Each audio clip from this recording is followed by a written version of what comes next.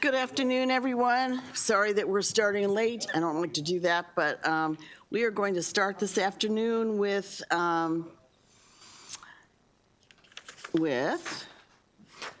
University System of Maryland office. Sarah Baker is our analyst. Okay, I'm going to start with Exhibit 1 and transfer students on page 5, which is one of USM's key components to growing enrollment. And as you can see, the impact of the pandemic had on the transfers with the decline in 21 and 22. In 21, transfers from other institutions, mainly those transferring from out-of-state institution, declined 13.6%, which may be due to students preferring to stay closer to home. The decline in 22 was driven by fewer students transferring from community colleges. The number of transfer students has steadily increased to over 39,025, exceeding the pre-pandemic enrollment of over 38,500. I would note that this is mainly due to an 11.5% increase in transfers from other institutions, with community college transfers falling by 19.5%. Exhibit 2 on page 6 shows the same information but excludes Global Campus. So between 2019 and 2024, the number of transfers declined by over 3,000 students, but it did increase in 25 by 421 students, of which 241 transferred from another Maryland public four-year institution. Overall, transfers from community colleges have fallen by 27.3%. Declines prior to 22 can be attributed to declining enrollment at community colleges, which has since increased, and the impact can be seen with slight increases of 112 students in 24 and 25. We asked the Chancellor to comment on factors impacting the transfers of community college students and efforts being taken to encourage and increase the transfer of community college students to institutions. Exhibit 3 on page 7 shows that between 2019 and 25, an increasing portion of community college transfers are coming in as juniors, which increased from 47.7% to 58.4%, while those coming in as sophomores has declined from 35 to 27.6%. So as you know, a key to improving student outcomes success is the availability of institutional aid. And Exhibit 4 on page 8 shows expenditures on aid for community college transfers and other transfers, and which increased from $48.7 million with the fiscal 2017 cohort to $56.5 million with the 2020 cohort. Exhibit 5 on page 9 shows the impact of receiving aid has on student success. And I would note that other transfers who did not receive aid had the lowest graduation rate, which has been below 20% since the 2018 cohort. Moving on to enrollment at USN's 3 higher educational centers at Shady Grove, Hagerstown, and Southern Maryland on page 10. As shown in Exhibit 6, enrollment at the RHEX reached its highest level of 2,609 full-time equivalent students in 21, which can be partly attributed to UMB's medical cannabis program at Shady Grove, which at the time was the first program in the type of this program in the country, and as such, demand exceeded expectation, but enrollment has since stabilized. Since 21, enrollment has declined 16.4%, with Southern Maryland experiencing the highest rate of decline of 60%, or almost 70 full-time equivalent students. As shown on Exhibit 7 on page 11, graduate students are comprising a greater proportion of enrollment. In 2019, graduate students accounted for over 31% of enrollment, and this has grown to 38.2% by 25. And I note that between 2019 and 25, undergraduate enrollment has declined 15.2%, while graduate enrollment has grown 16.5%. We asked the Chancellor to comment on if the RHEX are shifting focus from undergraduate to graduate programs and discuss enrollment challenges faced by the RHEX, and if the academic and business models need to be reconsidered given the changing demographic of potential students and the competition for fewer students. Turning to the fiscal 26 budget and the reduction on System Office and Shady Grove's budget on page 12. So a System Office and USG share of the 7% reduction of USM's appropriation totaled $4.1 million, which is partly offset by funds providing for increments, resulting in a total reduction of $3.2 million. This was met through the elimination of 4 positions, reducing expenditures on contractual services, travel supplies, workforce development initiatives, and program enhancements. Exhibit 8 on page 13 shows the proposed budget for System Office. So state funds increased 4.1%, or $1.1 million. of which about $1 million is mainly related to increases in health insurance, and almost $350,000 for general salary increases that are centrally budgeted in DPM. These increases are offset by a decrease of over $250,000 relating to increasing their turnover. Exhibit 9 on page 14 shows the proposed budget for Shady Grove, in which state funds grow 1.4%, or about $400,000, and this includes about $330,000 related to health insurance, about $166,000 for general salary increases, and this is partly offset by $109,000 related to increasing turnover. The recommendation is on page 16, and that is to concur with the governor's budget. And that concludes my presentation. Very good. Thank you very much. Mr. Chancellor, come on up.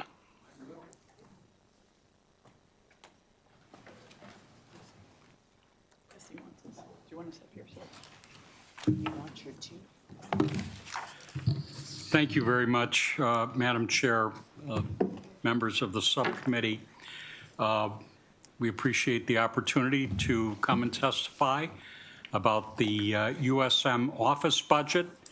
And as always, I thank Ms. Baker and her team for their analysis. I think you know my colleagues. At the table, our board chair, Linda Gooden. We've met. Who are you? Allison Wren. It's a great team. Yes, thank you. Senior Vice Chancellor for Academic Affairs, and Ellen Herbst, our Senior Vice Chancellor, who manages the operation and the finances very well. And as important, or more important today, and again, given the composition of this subcommittee, I'm proud to have our RHEC directors behind me. You know them, Ann Kademian, Dr. Ann Kademian, for Shady Grove, Dr. Jacob Ashby for Hagerstown, and our fine interim director at Southern Maryland, Dr. Dale Nesbury. And I also want to note that President Morales-Wilhelm of UMCES is here in the audience as well.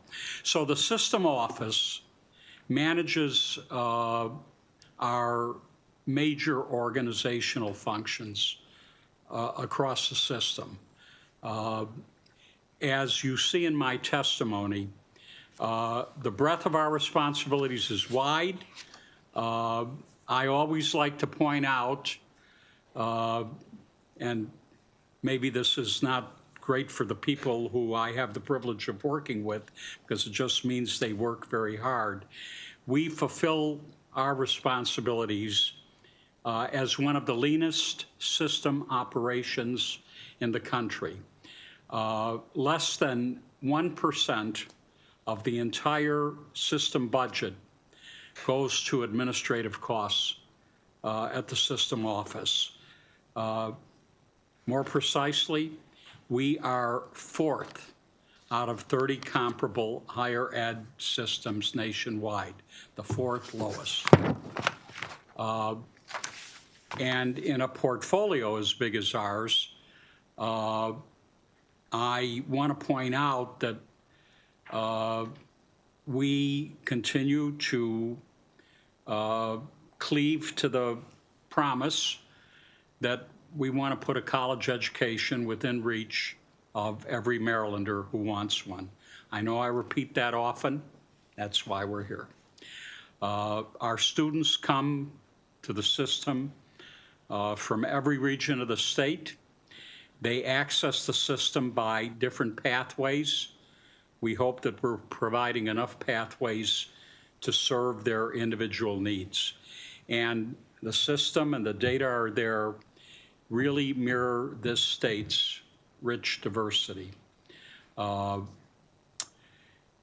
Maryland is made stronger by the full participation of its citizens in our economic growth and in our social progress. We at the system office are helping to smooth the transfer pathways from Maryland's community colleges into the system so that we can get as close to the ideal seamless pipeline without breaks or bottlenecks. I'll speak to that in a moment. I've always been frank and honest about this. We're better. We got a long way to go. Pathways are so important now in higher education. People need to see where they're going, young people in particular, and we have to make that pathway free of bumps.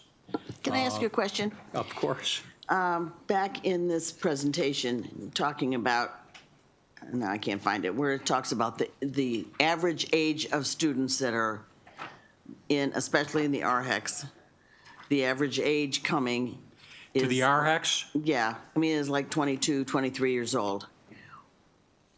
What are students doing when they graduate from high school to the time when, I mean, everything I'm looking at is 22, 23 years old.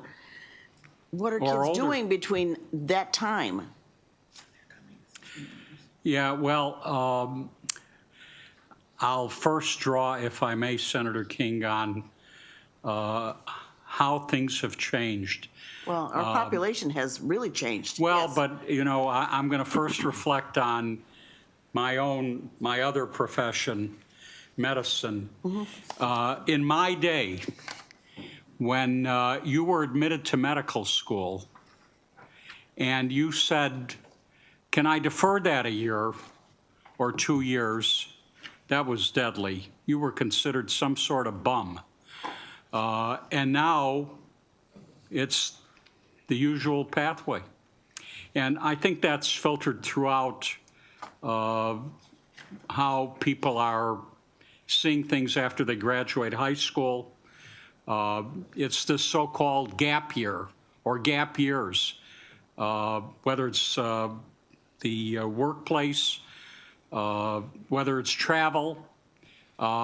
It's sort of become the norm for so many students. May I Please. enhance that? If you recall, to go to an RHEC, you need to have an associate's degree. So that's the That's true. first piece. So the youngest you're probably going to be is 20. But I'm also hearing from, because I've had so many visits from schools this week, I'm hearing from even like a community college where the age of a student going to a community college is quite a bit higher. Yeah, well, and that is fascinating. Again, folks who choose a community college versus a four-year sometimes choose it for family reasons. They need to earn money, so they're going part-time. They're taking fewer units at a time, so it takes them longer to finish. They might even have to stop a whole semester in order to work very full-time.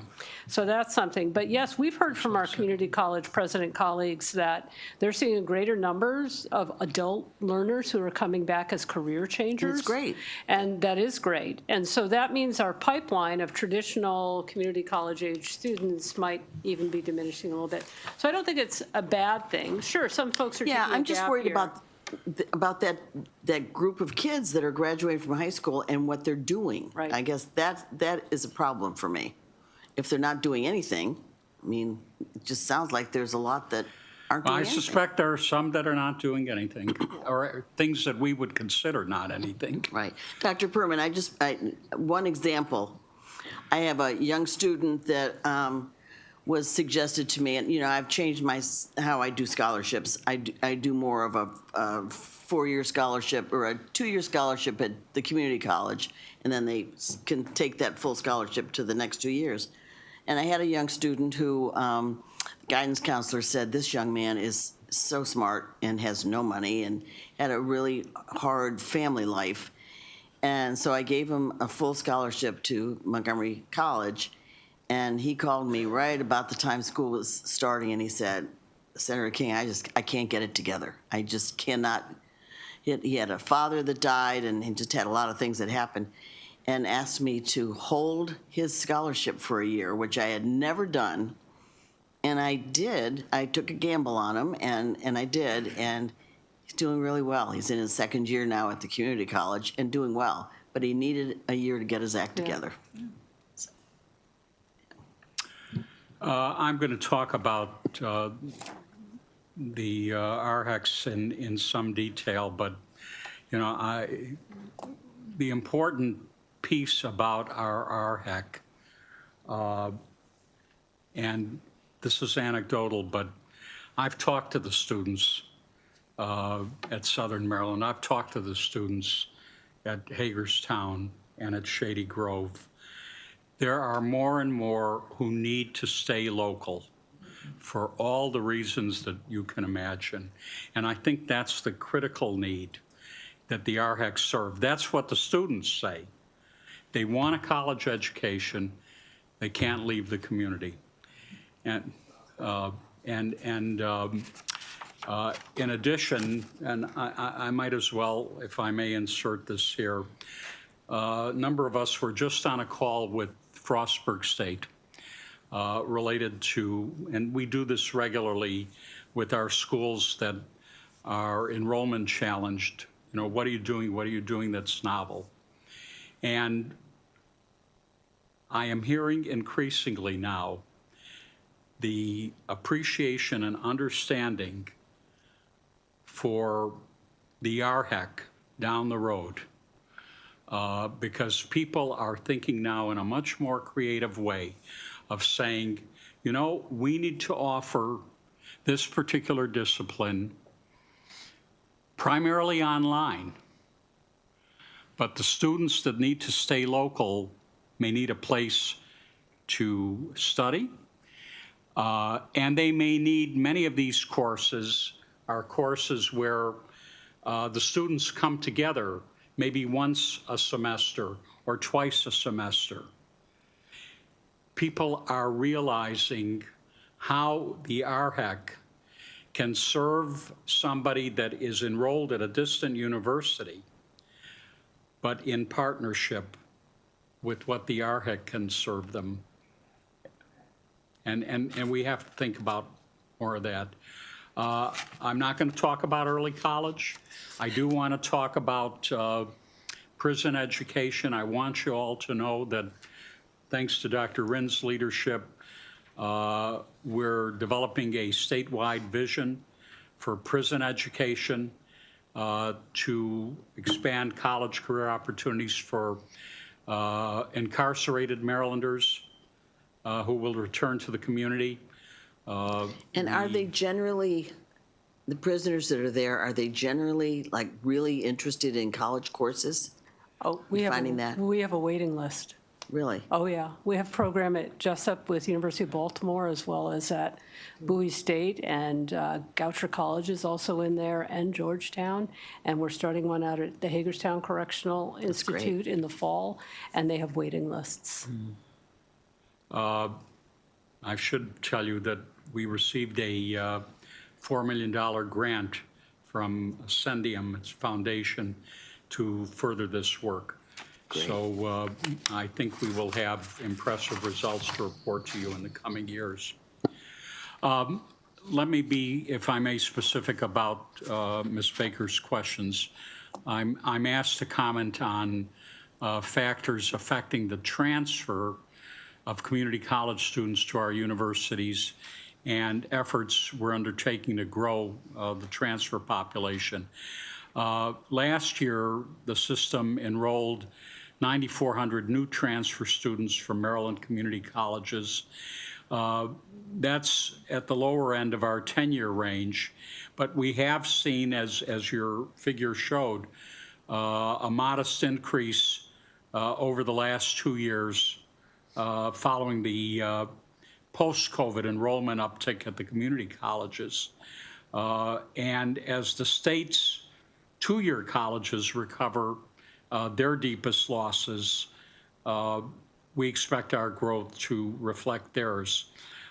We engage community college advisors and transfer coordinators to make sure they understand what's available to their students in terms of program pathways and supports. We have an annual Maryland Transfer Partnership Conference, which brings together hundreds of enrollment and advising professionals across the 2- and 4-year schools to deepen collaboration. We've become deeply engaged in the Maryland Transfer Intensive to improve transfer outcomes. The regional partnerships are doing great work, not only in building more direct pathways, but in engaging administrators and faculty in the work. I think I mentioned at a previous hearing an op-ed that is coming out this week in the Cumberland Times. Apart from the important content in the article talking about pathways between Allegheny College and Frostburg State University, the fact that a community college president and one of ours wrote an op-ed together, that's the future. You know, we continue to expand and improve ARTSUS. It's a collaborative project involving 35 of Maryland's 2- and 4-year colleges. We have hundreds of, it's probably in the thousands of course equivalencies and over 600 program transfer guides. Last year, 26,000 students used the platform, and we're continually adding more pathways and features to improve the experience for more students. We host the Maryland School Counselor Association to help high school counselors understand transfer pathways and how the ARTSUS platform can be a tool for smoother transfer and for dual enrollment. Even though I promised I wouldn't say anything about early college, I'm feeling good about bills that are being considered in the House and the Senate, planning an early college program in education, focusing on preparing teachers. It's a tight collaboration, just what I was talking about before, community college, 4-year university through our RHEC and K-12. So that's the ultimate transfer. You're on a pathway.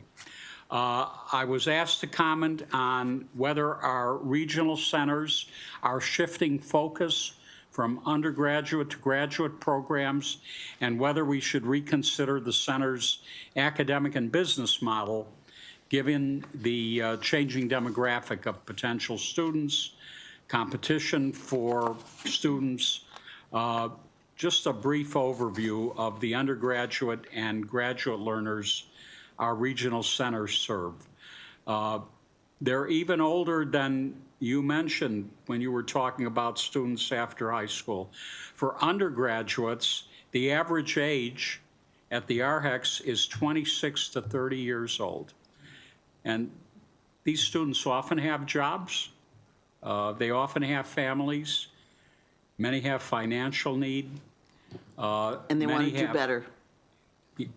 Yeah, and many have some college, no credential. The graduate students, the average age is 28 to 38 years old. Most graduate students, yes, they're employed, many full-time. Generally, they're enrolled in programs that will help them advance in their careers. And again, the theme is the same. At both levels, students are seeking local, flexible access to a degree that otherwise is not going to be in reach because of their life circumstances. Well, with so much problem now with immigration issues. Also. That has a lot to do with people really needing to stay around their families. And So whether undergraduate or graduate, the academic programs we're trying to provide at the RHECs reflect the center's close ties to local and regional employers. I know my colleagues are constantly engaging with the business community to try to be responsive to what it is that they're looking for. Dr. Perman, let me stop you one more second. I'm still concerned about this group that graduates from high school at 18, and we're not seeing this increase in higher education till 22 or 23 or more. I'm worried about that young group and what we're doing to encourage them to be going to school. Please. Is that misplaced? You know, I have a response, but please. go ahead first, take- because mine's partially No, you- economic. Well, this is a data issue. So I want to shout out to Chad Muntz and Mary Lang, who are in the audience. So we know that of the graduating high school seniors, about a quarter, we cannot track what they do in the first year Right. after And the high school. the high schools don't. Right. Once they're out the door, they're But out the door. three quarters of them do go on to some form of higher ed. Okay. So it's not, I share your concern, by the way. But it's not necessarily happening in that kind of 18, 19-year-old if they're going astray, because 75% are going either out of state, which of course we want to capture, or they're going to a 2 or 4 year school in Maryland. Only a quarter are not doing anything in that first year. Okay. But that suggests, and we have the data that talks about, we have students who don't make it all the way through in their first go, right, for a variety of reasons. The chancellor often talks about the effect of financial aid and helping with that. But so somewhere we're, in that we're losing some folks who don't finish, get a job, life starts to happen, and at some point we hope to recapture them. And I think what you're seeing with the regional centers, in addition to everything else we've talked about, right, that we don't see them until they're through their first 2 years anyway, is these are people who are coming back for their second bite of the apple at the undergrad level. Sure. Yeah. I mean, a lot of them start families and figure out that they need more. They need a better job, right? Yeah. And I will share that for a lot of our students, for us, it sounds like, oh my gosh, a full ride. How can I not go to college? How can I not go if someone else is paying tuition, fees, room and board? For some of these folks, they need to help their families. They may be one of the primary wage earners in their families. And so when we're telling a student you can have this scholarship, but you have to go to college full time, their family can't afford it. And so we have an increasing number of people societally with these issues. And so that's finding its way to us as well. But also, I think for so many families, higher education is so foreign to them that they have a hard time being able to even help their kids and make decisions to do something like that. I think that's what we're running into in my area anyway. Yeah. I think this is another vote for early college, though, because What a then the great reason idea. being- I know, the reason being, though, that you will be in the high schools with the guidance counselors and the admissions officers. They'll get educated, and then they'll start educating their Sure. students more. And so I think, when we think about early college, we think about getting the kid through. But we have to think about getting the kid introduced to education. And a lot of times, the guidance counselors either don't have time or don't Oh, they're swamped. understand Yes. what the paths are. And I think one of the not intended benefits, but certainly a benefit of early college is that education factor. And I'm also a big advocate.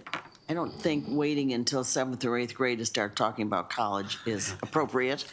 I've just seen it so much. I think that conversation needs to be starting in elementary school as early as you can, so that people understand that it is the natural progress of what they do, that it's not considered that you don't go to school, or that you don't, and I'm not saying everybody needs to go to college either, but there are training programs to be a plumber or an electrician and all that kids need to know.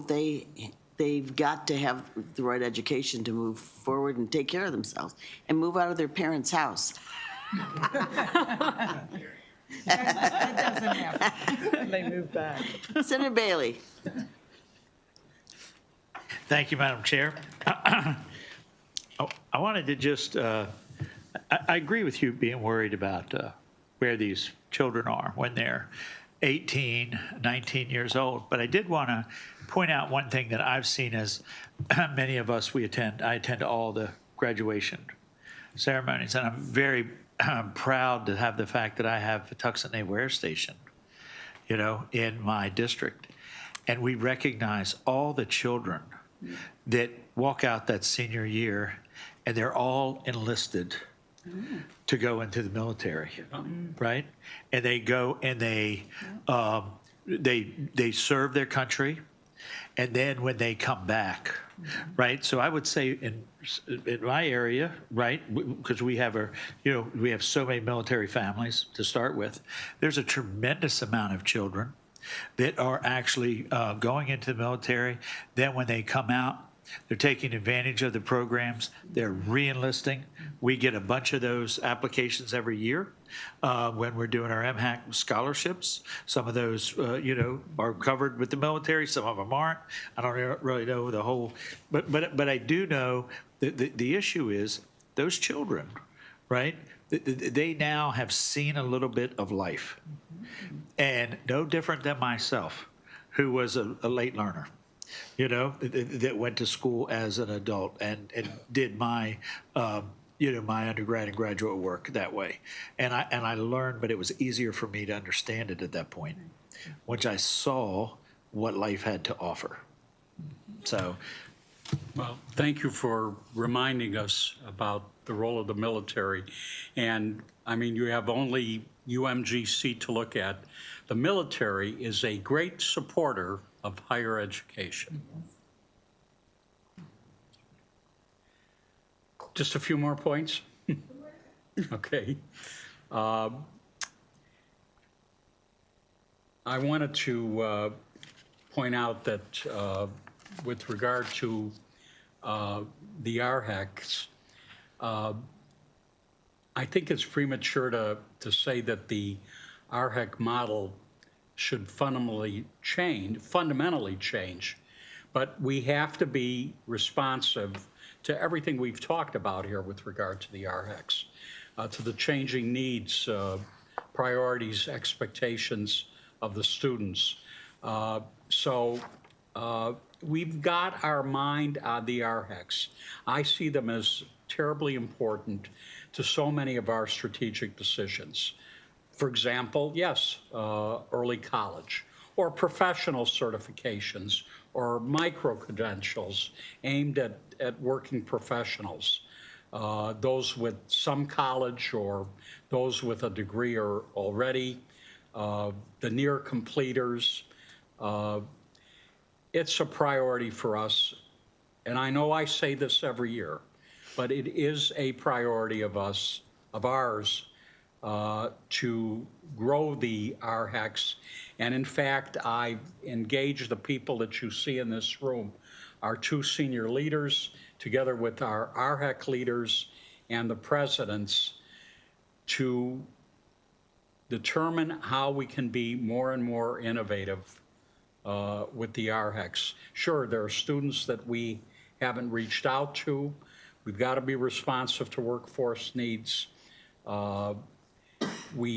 We have to use these RHECs as platforms for innovation, again, with the principle being serving people in their local communities, particularly those who, for a variety of reasons, can't leave. So thank you for your questions already. We're glad to answer any more than you have. Senator Quarterman. Thank you, Madam Chairman. Thank you guys as always, and thank you for Jacob for being here from our regional center. Following up the conversation we had last time you were here and touching on enrollment, and I know we were talking about that before, and trying to continue to find ways, and it's not really maybe a question per se, other than I guess of what are we actively doing or planning going forward to continue to increase the enrollment at the RHECs. I know locally we've had conversations with local board and a lot of brainstorming and things, ideas of different programs we'd like to see added, and obviously what we'd like to see added locally versus what the realities are within the system sometimes don't always match up. But I just again really trying to increase that enrollment. I mean the numbers as you see in there, it's obviously right at COVID's what, everyone kind of went down there, and it's been trending upward. So that is obviously very positive. Don't want to lose sight of that there have been gradual increases, the last several years. But I guess really if you can just comment on the ongoing efforts, particularly with the RHEX to continue to increase those enrollments, add programming, things of that nature. Yeah, we're absolutely committed to make the most out of what's been given to us in having these RHECs, and frankly, what's been given to students. You two might want to comment. We are working in a very organized way. The Chancellor has charged us to think these very things through. How can we add more programs that really focus on the regional needs of each RHEC? And if we find challenges, how can we overcome those challenges? Are there ways to offer programs that might combine a few institutions?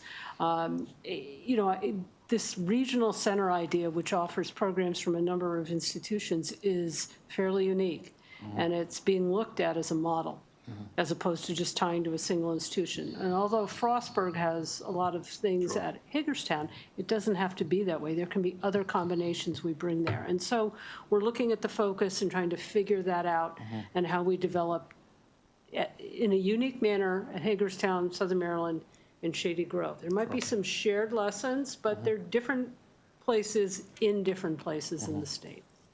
If I could add, I think one of the things I've noticed in the last couple of years, and I want to highlight, the regional center directors have each put an enormous effort into organizing and documenting what the workforce needs are, and then tying that back to specific programs, and then working with the universities who have that program.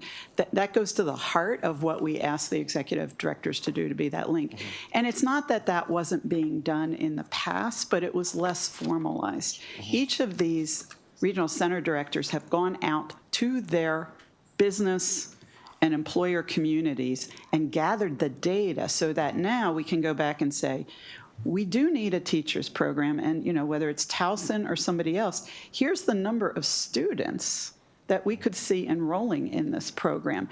And that's important for the universities to understand, making the investment. How many students are they going to be able to serve in that location? So I think it's something that sounds like nuts and bolts, but I think it's going to be tremendously helpful in driving the idea of, yes, there is plenty of enrollment if we bring the right programs.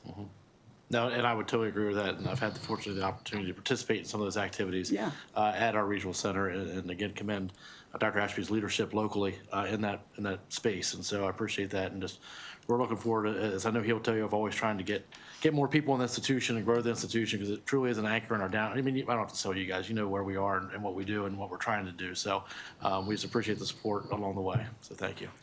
This is probably in the wrong direction, but could I ask you a question for advice? What you got? What's your perspective, if I may, Senator, related to Meritus and the medical school? Sure. What could we do more of in that regard? I have you, if that's a great question, and one that I would love to be a part of that conversation. I mean, I know that I would presume, and hopefully I'm not too far out of my skis here, that there have been some conversations with them already, with Malik and the folks and I over at keep in Meritus. touch with Malik on this. Because I know that is a huge sense of pride and engagement that the community is also rallied around. And so any type of synergy between the system, MSOM as we call them, our community college, our public school system, we are very highly encouraging that in our local communities. So I don't have a particular answer other than I would encourage you to continue to have those collaborative conversations with them, because we see that's a huge win in multiple different ways in the Western Maryland area, particularly obviously in Washington County. So I appreciate your engagement already with them, as you've stated you have, and would really appreciate that continued collaboration with them. Thank you for taking my question. Yes, of course, anytime. Okay. Dr. Perman, you have such a great group of people working with you that if anybody can figure this all out, you all can. So, I've been working with you for a lot of years on all these issues, and I just appreciate all of you. So, Well, thank you so for much. your kind words, and especially, your supporters, and we need that. Thank you. Thank you. Okay, next we have the University of Maryland Center for Environmental Science. Sarah Baker is our analyst, and we have Dr. Fernando Morales Wilhelm, president.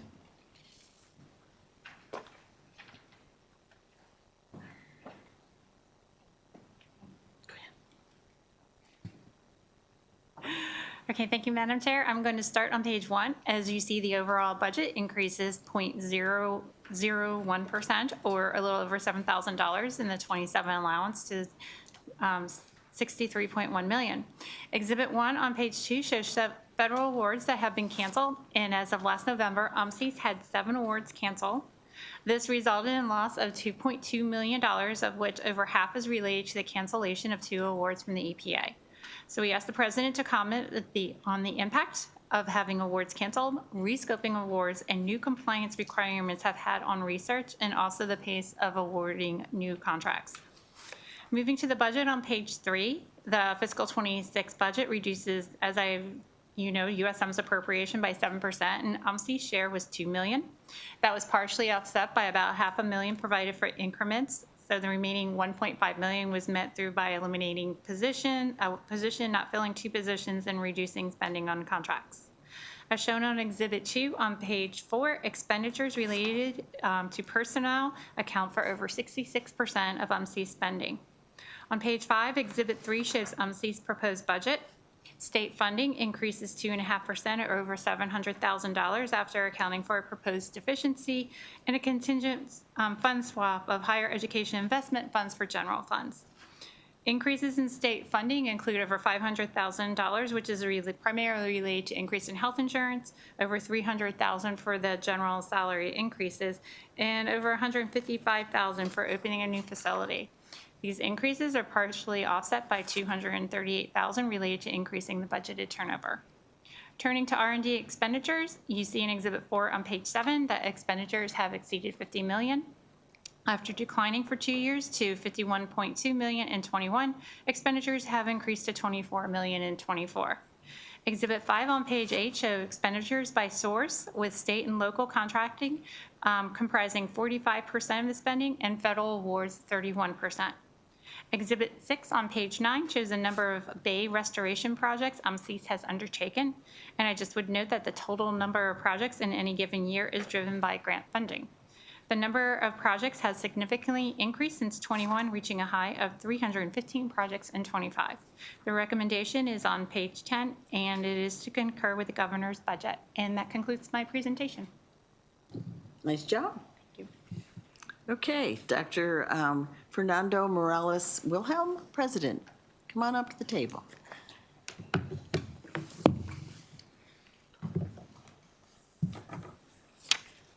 Chair King and Subcommittee, good afternoon. This is the second time this week that I have had to follow the Chancellor and his team. It's not easy. Which is a very, very tough act to follow, but I will do my best. We're going to switch gears towards another very important topic, which is the environment and sustainability and the role of UMCES. I'm serving as. Could you do me a favor and bring the mic closer to you? Absolutely. Thank you. Yes. For all the millions that are listening. Of course, yes. Of course.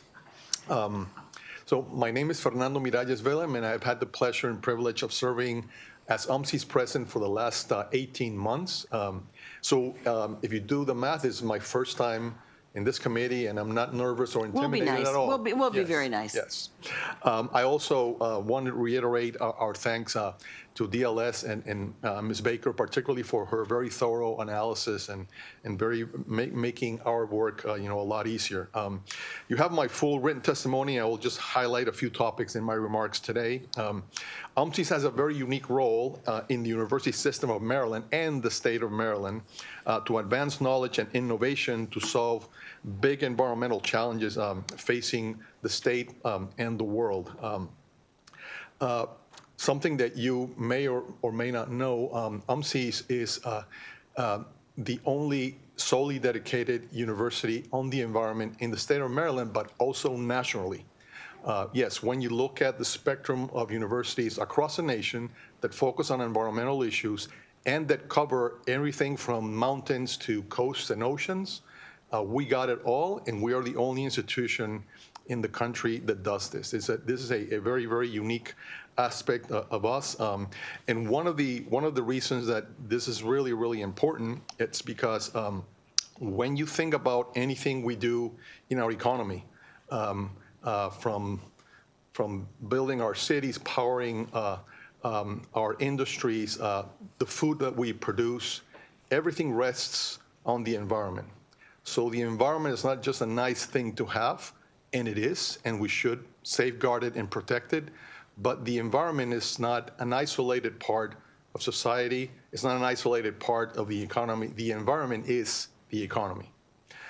And we are the state's university focused on the environment, and we're really proud of the role that we have played for the last almost over 100 years now. We celebrated our centennial last week. In no place, perhaps, is this relationship between the environment and the economy more evident than in our beloved Chesapeake Bay.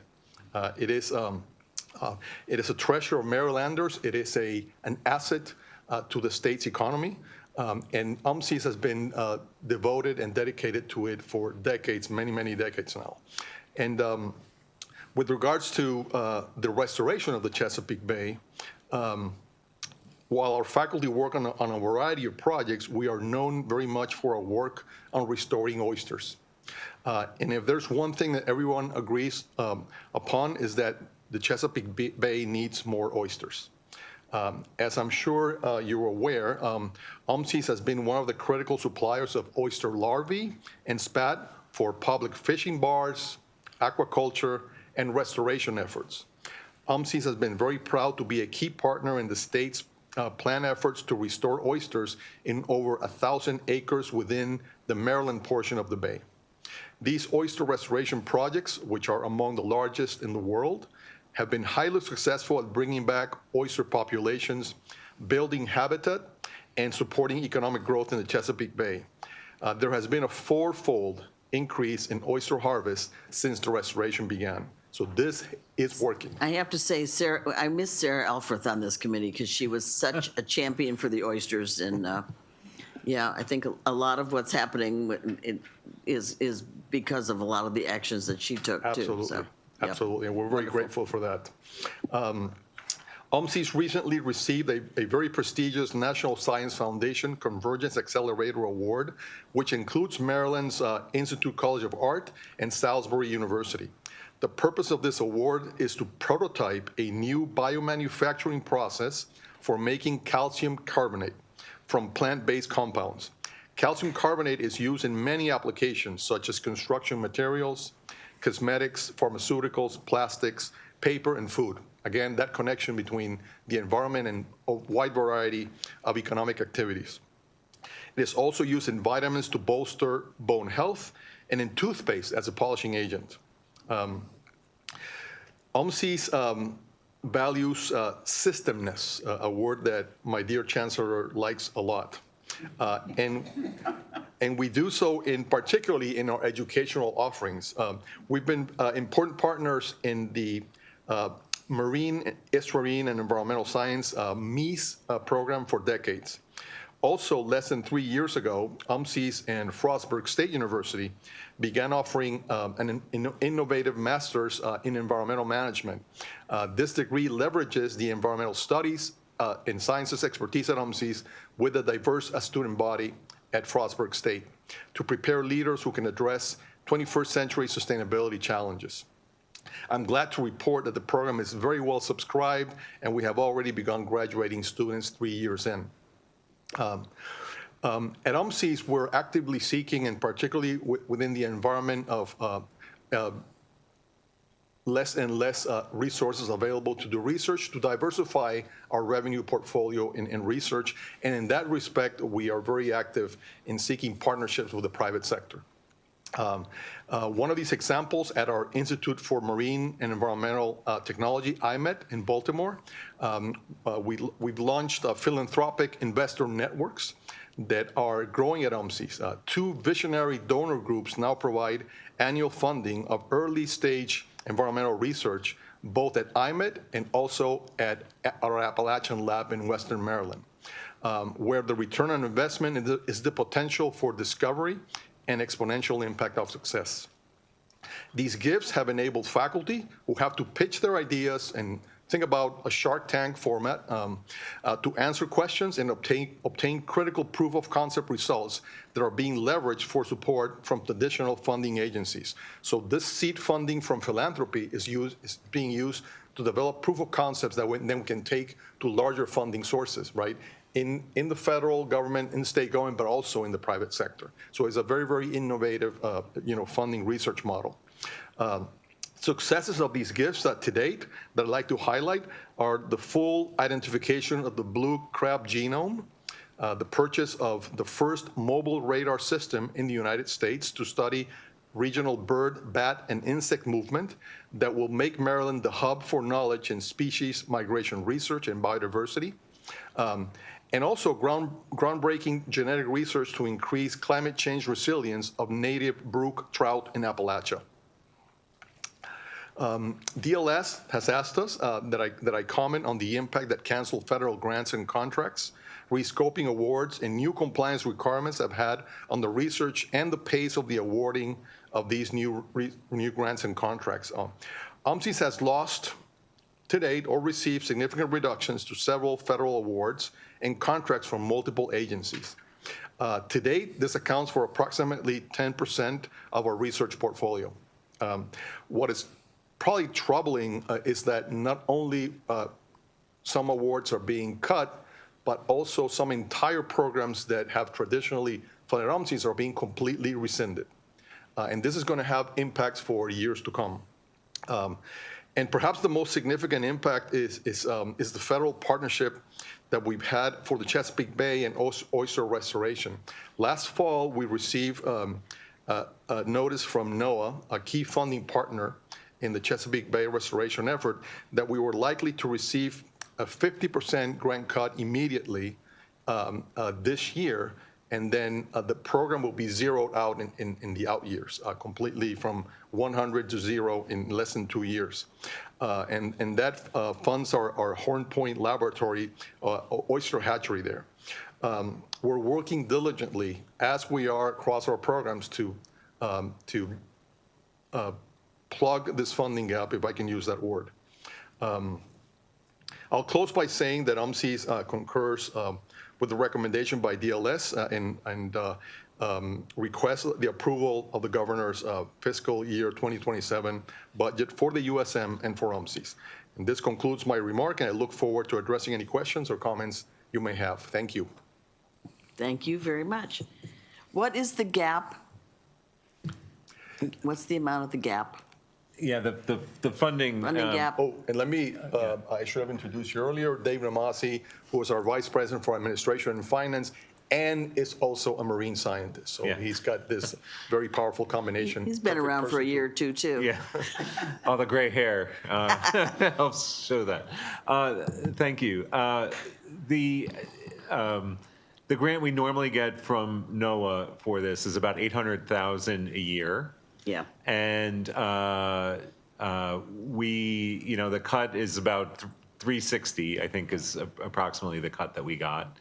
And, it's one of those things where it's not a tremendous amount of money per se, but it's also the loss of the partnership with NOAA that we're also concerned with.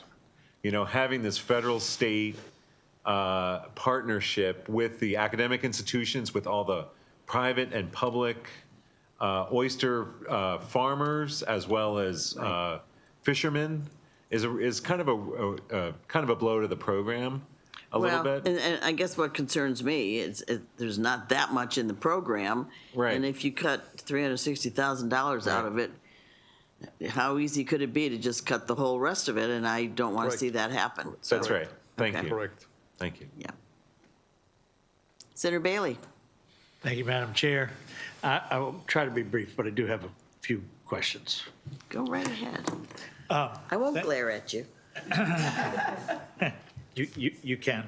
I want to say thank you all very much for coming. I do think that what they do in Solomon's, right? I've been to Solomon's. I grew up there. I've known many people that have worked for them as they expanded. We have an office at DNR has an office over there at Horton Point. We work with them tremendous.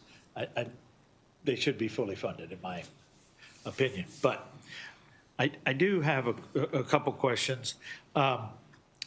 One, you know the challenges that we have in the Chesapeake Bay right now when it comes to reduction fishing of omega.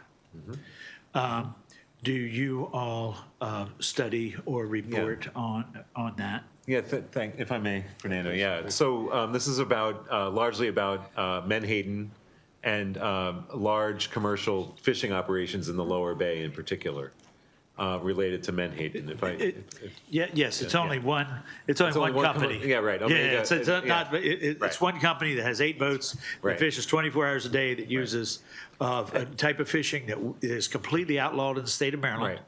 Right. Right, but they're over harvest and bycatch and things like that, in my opinion, are putting us completely in jeopardy for the billions of dollars that we get. And these are the feeder fish out of the bay. So a couple things. Some of this I actually just learned today. So, we've had a large. We work closely with the Atlantic Marine Fisheries Council on Menhaden, on trying to calculate the fishery of Menhaden and where the limits should be. And in fact, there's been an infusion of additional federal dollars in the FY27 budget to help some of that work. So that's really good to see and good to understand that that's moving forward. Maryland has had a significant concern about the amount of fish take of Menhaden. And I think it's going to be a continual area of study and perhaps thinking of new ways to manage this fishery to ensure that's sustainable.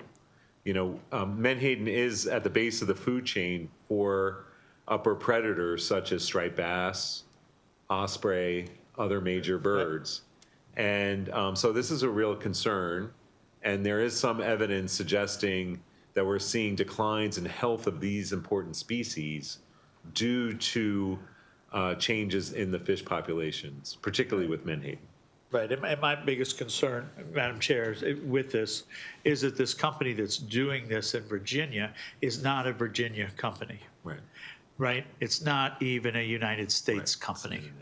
It's a company that is from Canada, right, that is here taking something out of the bay, right, for a fish oil pill that we see advertised on the TV. Right, but it is literally the ospreys in our region. All the chicks are dying in the nest because they're starving to death.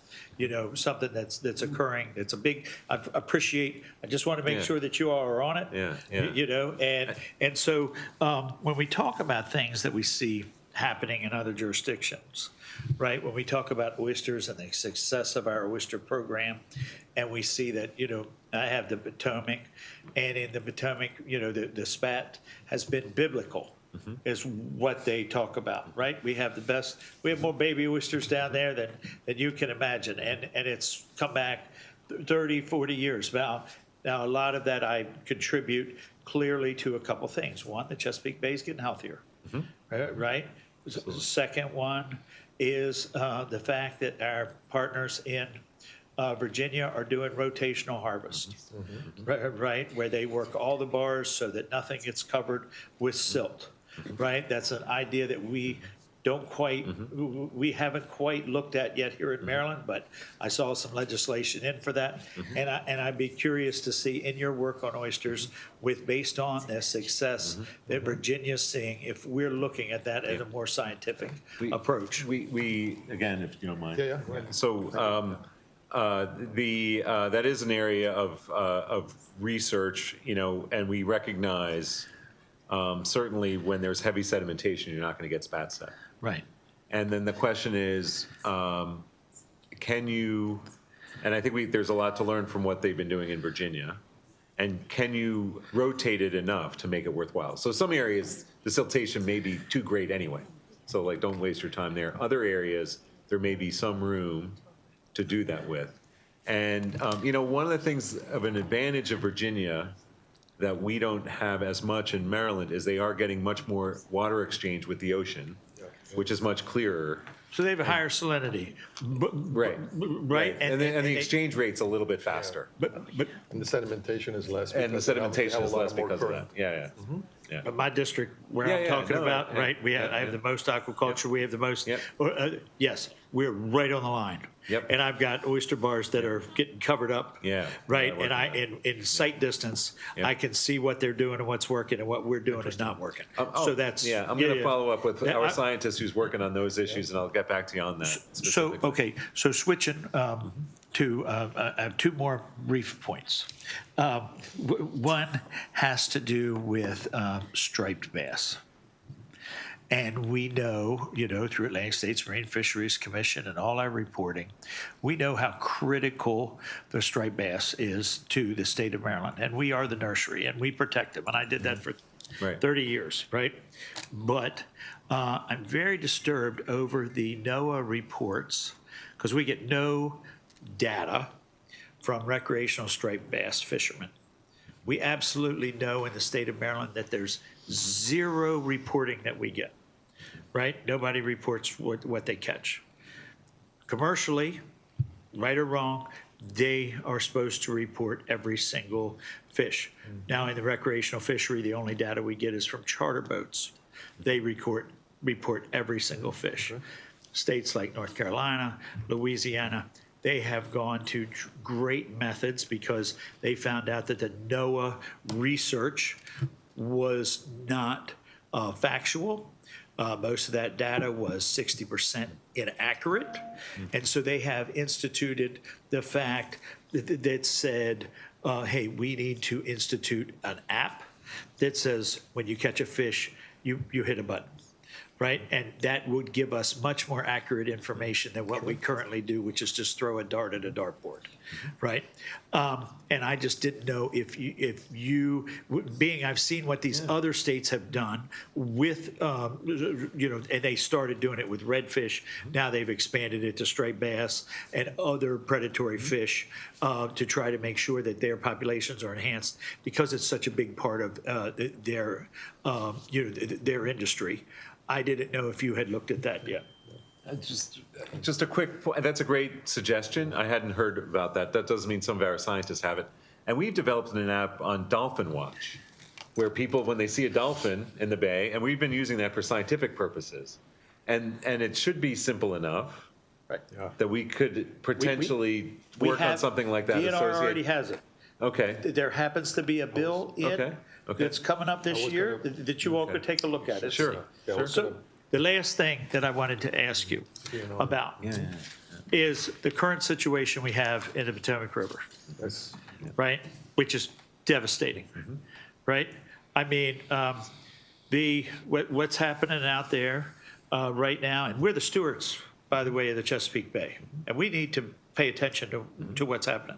I just went through a couple things in the paper, and I looked at this, right? And it was actually University of Maryland's School of Public Health has described the sewage spill in the Potomac that's ongoing right now, still going, as one of the largest spills in U.S. history. Right? Some of the, I've read it, I've heard it compared when we talk about the damage to our ecosystem to that compared to the spill of oil of the Exxon Valdez, right? I've also heard it will peril the Deepwater Horizon, right? We're talking about things that are huge. This happened right here in Maryland. I mean, it happened in D.C., but it's affecting us in Maryland, and it's coming down the Potomac right now. And we see, you know, in my district, I have people that have, you know, obviously died with health concerns from whether it's eating oysters or whether it's vibro from the bacteria in the water. But now all of a sudden we have the largest spill potentially ever recorded in the state of Maryland, right? And I just want to know, from you all, if we need a quick shift to figure out when we have an environmental skill of this magnitude, right? What do we need to do to give us, guidance to say, hey, this is something that's pretty big. We got to figure out what we're doing. Yeah, this is a real tragedy that's occurred, on the Potomac, and what has made it much harder to understand the scope of it. Could also be a small advantage is that it's happened in the middle of the winter during one of the worst ice events that we've seen in decades. I know there's been worse in the 70s and so forth, but in decades. So that's made it very difficult to get on the water and very dangerous to get on the water to fully understand the scoping of it. And we're beginning to, we got a call during like the very deep, dark freeze about whether we could get our boats in there, and we couldn't get our boats in there. Right. I heard today. Senator Bailey, Yes. I hate to do this to you, but would you mind taking this offline? You can still get all your answers. I absolutely will. Can I give just less than Sure 1 minute can. response? Absolutely. So we are engaged. The School of Public Health, University of Maryland, you probably seen the photos. They're collecting samples, walking on the ice in the river, just because the majority of the river is frozen. We've had our difficulties getting our equipment there to look at the water quality underneath, which is the biggest concern. We understand that this is being handled jointly by the National Park Service at the federal level, MD at the state level, and DC Water at the, And I just want to say, I appreciate that very much, because what we just heard was that the bacteria levels that you're taking are recording 100 times Yes, higher. that is correct. 100 times higher than what DC's reporting. That is correct. Right? That's a huge issue, right, for us. So thank you. I appreciate it. Yes. Thank you very much. Thank you again.